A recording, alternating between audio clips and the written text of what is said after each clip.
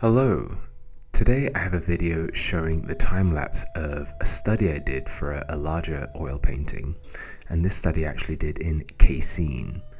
Now, Casein is very similar to gouache, like opaque watercolor. It's water-based, it dries instantaneously, and it's very opaque. Those qualities make it great for doing color studies because I can quickly test something, see if it works out. If I don't like it, I can paint right over it. As I said, this was intended to be a study for a larger oil painting, which it was, but as it happens, I prefer this study to the final painting. The larger oil painting felt quite labored over, it felt overly uptight, whereas this study, it was less exhaustive, it's fresher, and I just had a better time doing it. That can happen sometimes. It's not the end of the world. Worse things have happened. And I still have a painting that I like and one that I don't like so much. Now, I do think of myself first and foremost as an oil painter, but the reason why I work in Casein quite a bit, especially when doing studies or when I'm out plein air painting, is that I guess it just lets me loosen up a bit more. It allows me a bit more room for play. I remember seeing an interview once with Frank Frazetta, very old footage of the great fantasy illustrator, and he was asked, what do you love doing the most, or what medium do you love the most? And he said, watercolor, even though he's most known for his oil paintings. And he said, oil painting was like going to work. That's my job, whereas watercolor, I just get to have fun, and it's more relaxed.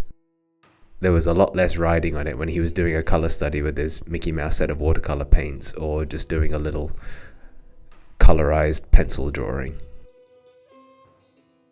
And that relaxed mindset that the medium allows, saying this is not a final painting, this is not a major piece, it allows for a much looser, less uptight feeling when you're going through it. And now, you may find another artist that uses the medium might say something else, but I found it very difficult to get fine detail with this medium because it beats up the brushes so much that I don't even strive for it. I want a basic, simple statement. I want color, value, composition, lighting. Those are the things that I'm looking for when I'm working in Casein. And that initial intent that I have with paintings that I do in this medium frees me up to be more relaxed and looser. And then you might say, well, why not do all of your work this way? Well, it's because I like both. I love what oil allows for me. I love that it allows the time to think, to develop your piece over a period of time, It is still, I feel, the most versatile to get the multitude of effects that you want. And I guess I still love doing it. But I love what I can use this for, specifically plein airs and studies. I was first initially taught how to paint by going outside and painting from life and doing plein air landscapes. And that was all initially done with oil. And then even when I finished that class, and I would go out religiously doing it by myself. It's how I met my wife, was doing a plein air painting in oil. That was my medium of choice for travel. But it comes with its own set of problems. You've got to be able to find mineral spirits when you're going away. You've got drying time. It's a pain in the butt to carry around. There are all these things to think about. Whereas with Casein or gouache or watercolor, whatever, all water-based medium, it dries instantaneously. I've got boards, I've got water, I've got paint, I've got brushes. I don't have to land somewhere and think, right, where can I get some mineral spirits or turpentine? I got to think, okay, when's the last day on this trip that I can paint because I need this painted to dry, or I need a wet painting carrier. That's another thing to think about. As soon as I finish this, it dries, I throw it in my bag and I carry on walking, and it's great for that. Now, some things to consider when comparing it to other water medium like gouache, and you would say, why bother using Casein at all? Why not just use gouache? Excellent question.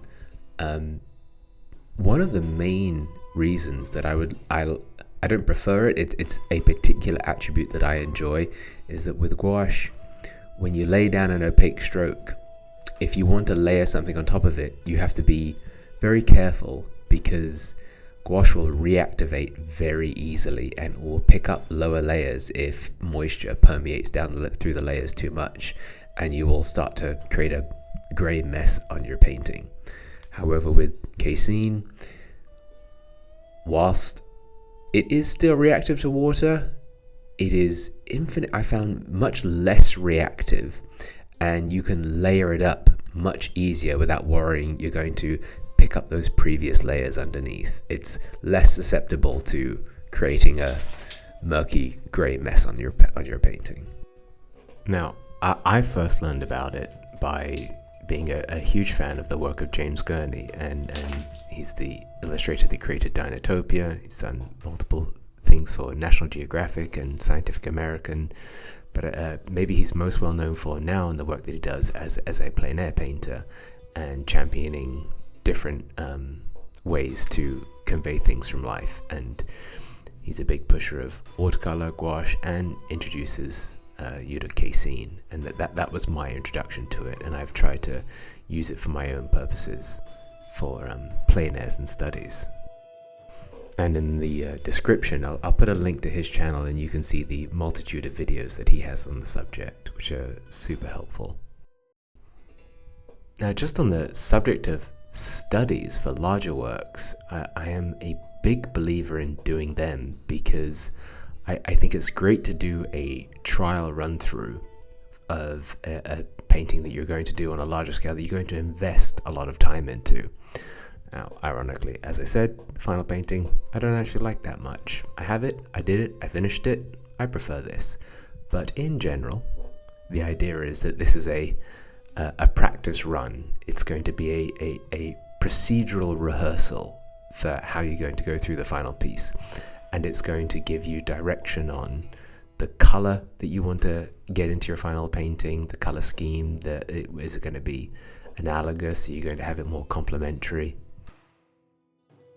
Depending what and how much stuff is in your painting. Is it a forest scene? Is it a street scene? Are there multiple figures? What's in there? It's going to let you know procedurally what are you going to tackle first, second, and third. And whether you paint a study traditionally or digitally, I do plenty of digital studies as well if I want to work in Photoshop instead of doing something in Casein. If you're partway through your final painting and you want to really test something, try it out, you can pull out your study, or it should be there right next to you anyway, and do the test on the study. Without doing something on your final painting and it going wrong, you're having to fix it, you can do the test to see if it works on the study, and then apply that to the final painting that you're working on. That's a really great use for it. And for me personally, I love to have the guide to help me through my artwork, as in, I'm not a super fly by the seat of my pants type of person. I want to have a good solid idea in my head of what I'm working towards, and when I'm doing a more involved piece, I find a study really helps with that, rather than just going straight onto the canvas and just having it in your head. I like to see it in front of me. If I'm just going off what's in my mind's eye, I get lost a lot sometimes, so I find that useful. And at the end of the day, having an extra painting never sucks. If you're selling your work and you have a collector, or you have collectors and you're fortunate enough to be in that position, you have your study as an extra thing to sell. It's more compensation. Sometimes the collector might want as long as both look good, and as long as you're happy with both of them, a collector might want the final and the preliminary study, and they'll look great hanging together. And one thing you might see me doing here is actually really trying to get into some crevices and push some intense darks. Both Casein and gouache, it dries matte, so your darkest colors will dry lighter than when you lay them down wet. So it's going to force you to really try to push your value range, and once it's all completely dry, you'll want to hit the last few darks to really get things to punch out at you a little bit. And if you have any questions, please feel free to put them down in the comments below, and I'll get to them as best as I can. And I'd love to know, if you'd care to comment, do you enjoy this time-lapse process? It's always tricky to know whether to show a full time-lapse of everything being sped through, or if you like real time and skipped along through the most crucial elements of a painting. That's always tricky to know if people to prefer see things sped up or to see parts of real-time painting. And thank you for watching along with this. It's just a short video on my little study process painting in Casein, and I'll see you again soon in the next video. Bye bye.